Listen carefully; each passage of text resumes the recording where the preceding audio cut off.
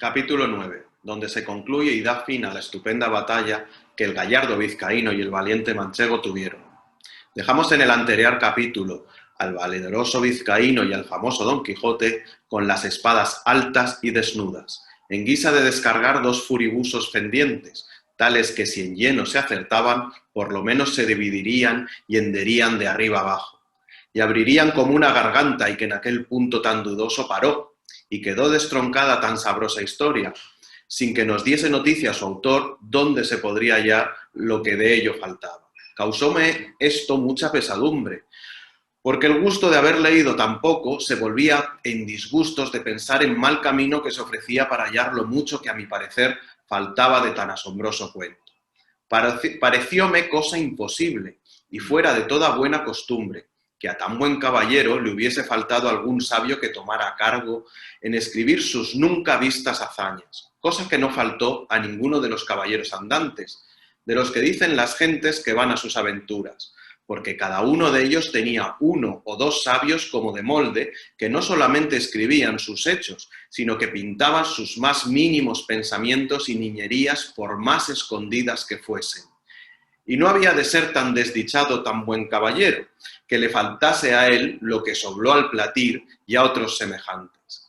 Y así no podía inclinarme a creer que tan gallarda historia hubiese quedado manca y estropeada, y echada la culpa a la malignidad del tiempo, devorador y consumidor de todas las cosas, el cual o lo tenía oculta o consumida. Por otra parte, me parecía que pues entre sus libros se habían hallado tan modernos como Desengaño de celos y Ninfas y Pastores de Henares, que también su historia debía de ser moderna, y que ya que no hubiese escrita en la memoria de la gente de su aldea y de las circunvecinas. Esta imaginación me traía confuso y deseoso de saber real y verdaderamente toda la vida y milagros de nuestro famoso español Don Quijote de la Mancha, luz y espejo de la caballería manchega, y el primero que en nuestra edad y en estos tan calamitosos tiempos se puso al trabajo y ejercicio de las andantes armas, y el de despezar agravios, socorrer vidas, amparar doncellas, de aquellas que andaban con sus azotes y palafrenes, y con toda su virginidad a cuestas, de monte en monte, y de valle en valle, que si no era que algún follón, o algún villano de hacha y acapeína, o algún descomunal gigante las forzaba, doncella hubo en los pasados tiempos, que al cabo de 80 años, que en todos ellos no durmió un día debajo de tejado, se fue tan entera a la sepultura como la madre que la había parido. Digo pues, que por estos y otros muchos respetos, es digno nuestro gallardo Don Quijote de continuas y memorables alabanzas. Y aun a mí no se me debe negar, por el trabajo y diligencia que puse en buscar el fin de esta agradable historia. Aunque bien sé que si el cielo, el caso y la fortuna no me ayudarán, el mundo quedará falto y sin el pasatiempo y gusto, que bien casi 2 horas podrá tener el que con atención la leyere. Paso pues, el hallarla en esta manera. Estando yo un día en el alcana de Teloda, llegó un muchacho a vender unos cartapacios y papeles viejos a un cedero. Y como soy aficionada a leer, aunque sean los papeles rotos de las calles, llevado de esta mi natural inclinación, tomé un cartapacio de los que el muchacho vendió. Le vi con caracteres que conocí ser arábigos, y puesto que, aunque los conocía, no los sabía leer, anduve mirando si parecía por allí algún marisco aljamiado que los leyese. No fue muy dificultoso hallar intérprete semejante, pues aunque le buscara de otra mejor y más antigua lengua le hallara. El fin, la suerte me depara uno, que diciéndole mi deseo, y poniéndole el libro en las manos le abrió por medio, y leyendo un poco en él se comenzó a reír. Le pregunté que de qué se reía, y me respondió que de una cosa que tenía aquel libro escrito en la margen por anotación. Díjele que me la dijese. Él, sin dejar la risa, dijo: está, como he dicho, aquí en el margen escrito esto. Esta Dulcinea del Toboso, tantas veces en esta historia referida, dicen que tuvo la mejor mano para salar puercos que otra mujer de toda la Mancha. Cuando yo oí decir Dulcinea del Toboso, Quedé atónito y suspenso, porque luego se me presentó que aquellos cartapacios contenían la historia de Don Quijote. Con esta imaginación le di priesa que leyese el principio. Y haciéndolo así, volviendo de improviso al arábigo en castellano, dijo que decía: Historia de Don Quijote de la Mancha, escrita por Cide Emete Benengeli, historiador arábigo. Mucha discreción fue menester para disimular el contento que recibí cuando llegó a mis oídos el título del libro. Y salteándosele al cedero, compré al muchacho todos los papeles y cartapacios por medio real, que si él tuviera discreción y supiera que yo los deseaba, bien me pudiera prometer y llevar más de 6 reales de la compra. Apárteme luego con el morisco por el claustro de la iglesia mayor, y róguele me volviese aquellos cartapacios, todos los que trataban de Don Quijote en lengua castellana, sin quitarles ni añadirles nada, ofreciéndole la paga que él quisiese. Contentóse con 2 arrobas de pasas y 2 fanegas de trigo, y prometió de traducirlos bien y fielmente y con mucha brevedad, pero yo, por facilitar más el negocio y por no dejar de la mano tan buen hallazgo, le traje a mi casa, donde en poco más de 1 mes y medio la tradujo toda del mismo modo que aquí se refiere. Estaba en el primer cartapacio pintada muy al natural la batalla de Don Quijote con el vizcaíno,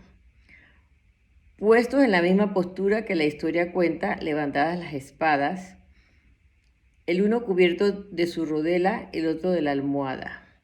y la mula del vizcaíno tan al vivo que estaba mostrando ser de alquiler a tiro de ballesta. Tenía a los pies al vizcaíno un título que decía Don Sancho de Azpeitia, que sin duda debía ser su nombre, y a los pies de Rocinante estaba otro que decía Don Quijote. Estaba Rocinante maravillosamente pintado, tan largo y tendido, tan atenuado y flaco, con tanto espinazo tan ético confirmado, que mostraba bien al descubierto con cuánta advertencia y propiedad se le había puesto el nombre de Rocinante. Junto a él estaba Sancho Panza, que teía el cabestro a su asno, a los pies del cual estaba otro rótulo que decía Sancho Zancas, y debía de ser que tenía, a lo que mostraba la pintura, la barriga grande, el talle corto y las zancas largas. Y por eso, esto se le debió de poner el nombre de Panzas y Zancas, que son estos 2 sobrenombres se le llama algunas veces en la historia. Algunas menudencias había que advertir, pero todas son de poca importancia y que no hacen al caso a la verdadera relación de la historia, que ninguna es mala como sea verdadera. Si a esta se le puede poner alguna objeción acerca de su verdad, no podrá ser otra sino haber sido su autor arábigo,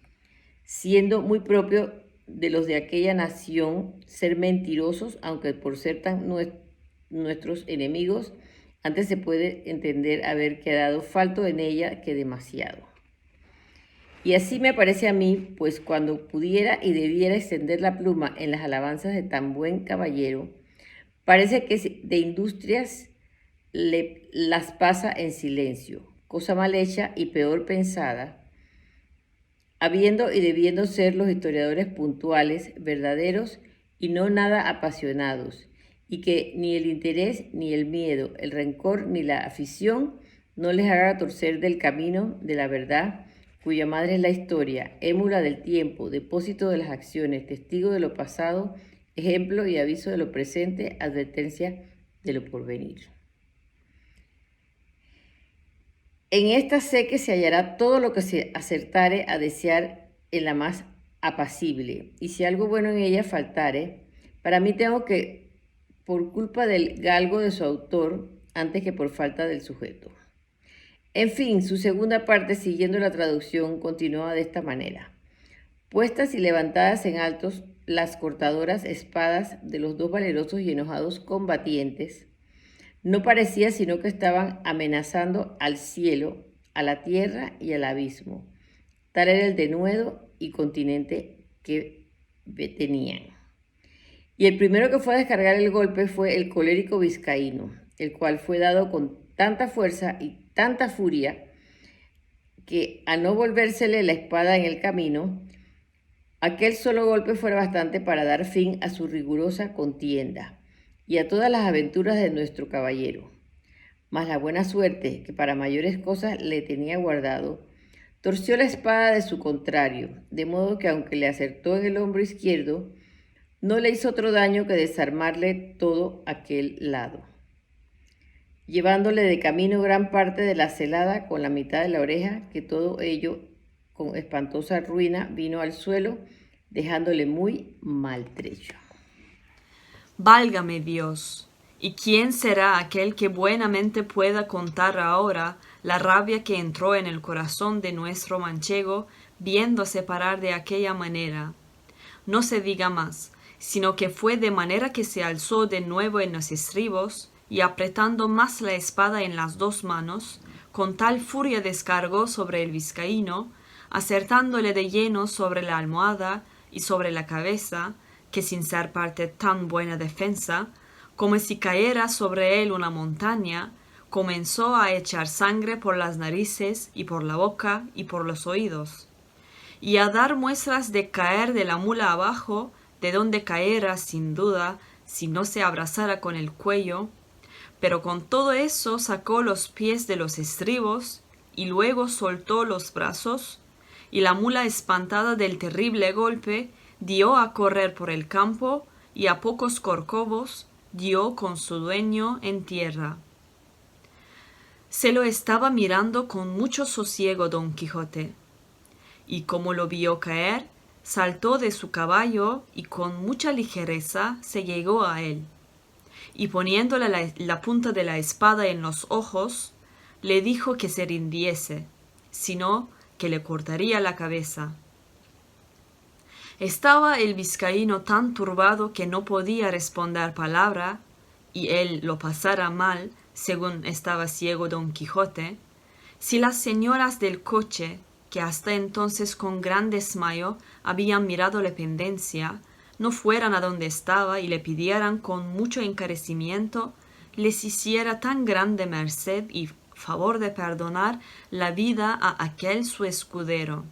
a lo cual Don Quijote respondió con mucho entono y gravedad: por cierto, hermosas señoras, yo soy muy contento de hacer lo que me pedís, mas ha de ser con una condición y concierto, y es que este caballero me ha de prometer de ir al lugar del toboso y presentarse de mi parte ante la sin par doña Dulcinea, para que ella haga de él lo que más fuere de su voluntad. Las temerosas y desconsoladas señoras, sin entrar en cuenta de lo que Don Quijote pedía, y sin preguntar quién fuese Dulcinea, le prometieron que el escudero haría todo aquello que de su parte le fuese mandado. Pues, en fe de esa palabra, yo no le haré más daño, puesto que me lo tenía bien merecido.